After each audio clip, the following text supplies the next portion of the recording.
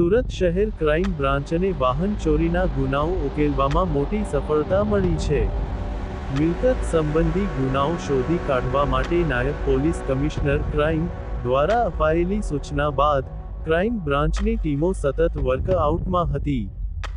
દરમિયાન નાસતા ફરતા સ્કોડના પોલીસ જવાનોને એક ચોક્કસ અને આધારભૂત બાતમી મળી હતી।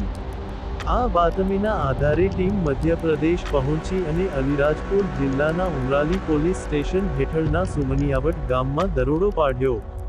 ત્યાંથી 21 વર્ષીય આરોપી રીતેશ નસરિયા ચૌગડને ઝડપી પાડવામાં આવ્યો છે।